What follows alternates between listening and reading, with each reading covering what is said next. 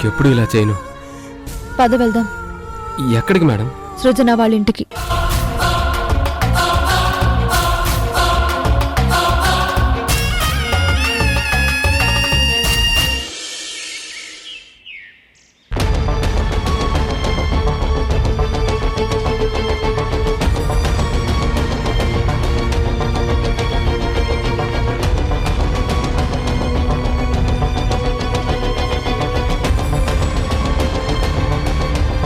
అసలు గోపికి ఇంత విరక్తి ఎందుకు కలిగింది? మీరెవరో తననేదో అనుంటారు. ఇది మరీ బావుందే. నువ్వు ఎవరెవరినో తీసుకొచ్చి ఇంట్లో పెడతావు. మేం వాళ్ళకి రాచ మర్యాదలు చేయాలి. చెయ్యకపోతే వాళ్ళు చచ్చిపోతామంటారు. నువ్వేమో ఇలా మాటలతో మమ్మల్ని చంపుతావు.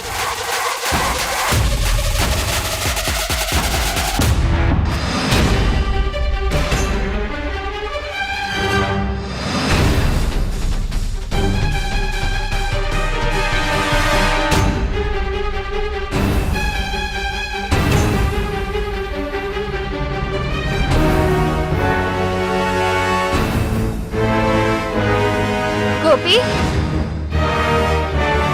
గోపి, ఇలాంటి డెసిషన్ ఎందుకు తీసుకున్నావు? నీకేమైందోనని నేను ఎంత కంగారు పడ్డానో నీకు తెలుసా? చనిపోవడానికి ట్రై చేశాడు సృజన.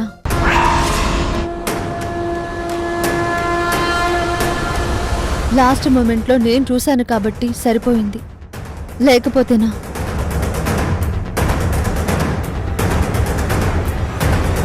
ఏం బాబు, ఎందుకు చచ్చిపోవాలనుకుంటున్నావు? మా ఇంట్లో పెట్టే తిండి సరిపోవడం లేదా? ఎలా సరిపోద్ది చెల్లెమ్మ? ముగ్గురికి సరిపోయే ఫుడ్ 3 పూటలా లాగించేస్తున్నాడు. స్టాప్ ఇట్ మావయ్య.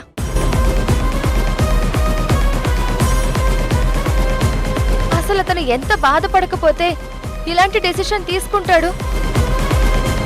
అలాంటి వాడితో ఇలాగేనా మాట్లాడేది?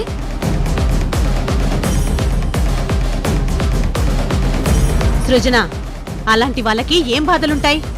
తిన్నదరక్క చచ్చిపోవాలనుకునుంటాడు.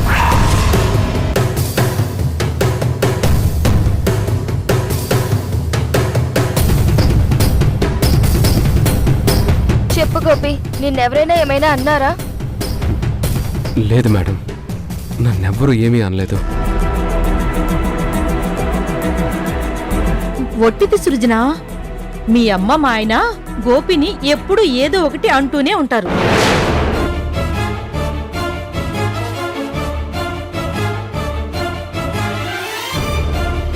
నిన్న రాత్రి భోజనానికి వచ్చినప్పుడు కూడా తెగ తిట్టారు.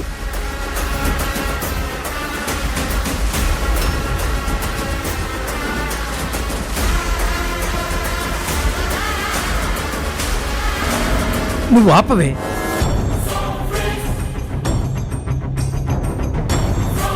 ఇదిగో మా ఆయనైతే మరీను, ఎన్నాళ్ళు మా ఇంట్లో పడి ఉంటావురా, దేని క్రిందైనా తలపెట్టి చావు అన్నాడు. పాపం, అందుకే గోపి చచ్చిపోవడానికి వెళ్ళినట్టున్నాడు.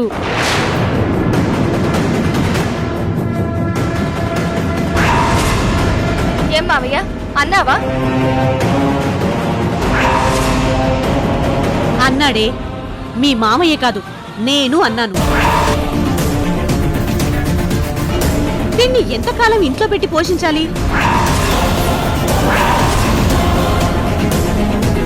వాడేమో గతం మర్చిపోయానంటాడు, నువ్వేమో అది గుర్తొచ్చేదాకా వెళ్ళొద్దంటావు. ఇలా ఎంతకాలం? మీ భర్తను కాపాడడం కోసమే అతను యాక్సిడెంట్ పాలయ్యాడు.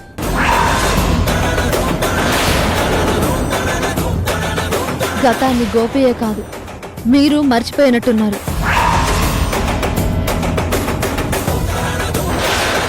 సృజన, చూసావా ఎలా మాట్లాడుతుందో? ఎవరెవరినో తీసుకొచ్చి ఇంట్లో పెడుతున్నావు. వాళ్ళు మన మీద పెత్తనం చలాయిస్తున్నారు.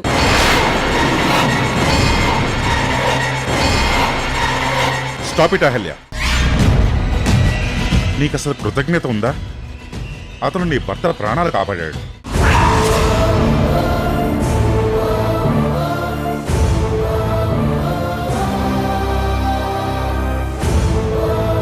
దానివల్ల తనెవరో ఏంటో కూడా మర్చిపోయాడు. ఒక రకంగా మన వల్లే తన జీవితం నాశనం అయింది.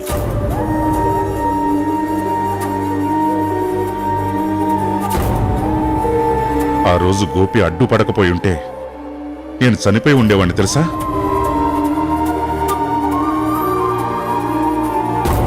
అందుకని వాణ్ణి జీవితాంతం పోషిద్దామా?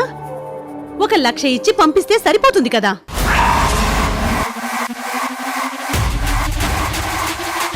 నాతో బ్రతుకు పంచుకున్నారు. నేను బ్రతకడానికి కారణమైన వాడికి లక్షించి వదిలించుకుందాం అనుకున్నావా?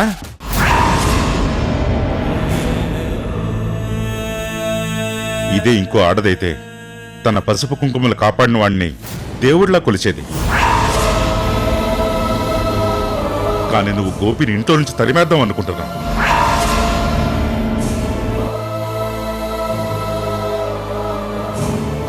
బావా, నువ్వు మరీ ఎమోషనల్గా ఆలోచిస్తున్నావు. ఎంత ప్రాణాలు కాపాడినా వాడిని లైఫ్ లాంగ్ తేరగా మేపాలా ఏంటి?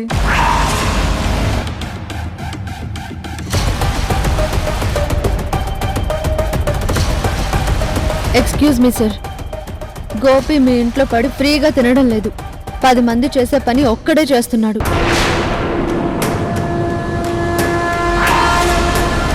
మీరు అతనికి జీతం ఇవ్వడం లేదు, తిండి మాత్రమే పెడుతున్నారు.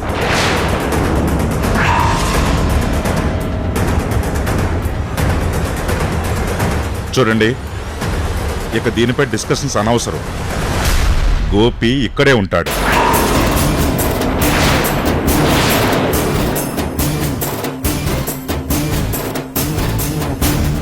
వద్దు సార్, నా వల్ల మీ కుటుంబంలో గొడవలు రాకూడదు.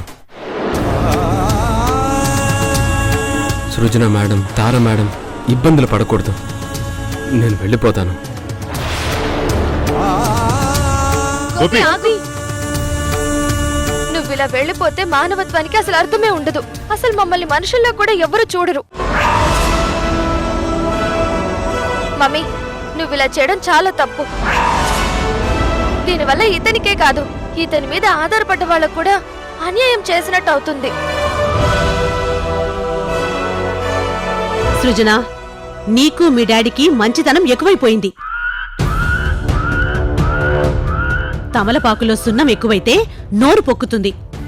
మనిషిలో మంచితనం ఎక్కువైతే జీవితం నాశనమవుతుంది. అది గుర్తుంచుకో.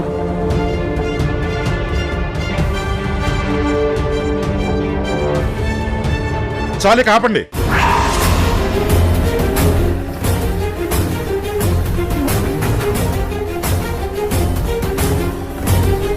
మీదట గోపి విషయంలో ఎవరు కల్పించుకున్నా నేను ఊరుకోను. అతను మామూలు మనిషి అయ్యేంత వరకు ఇక్కడే ఉంటాడు.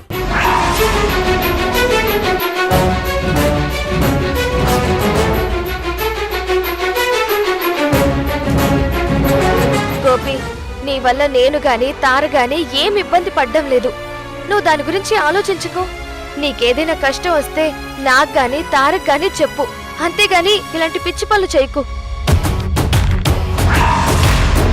విన్నావుగా గోపి, ఈ ఇంట్లో నీకు ముఖ్యం సృజనే. తను తప్ప ఎవరేమన్నా పట్టించుకోకు.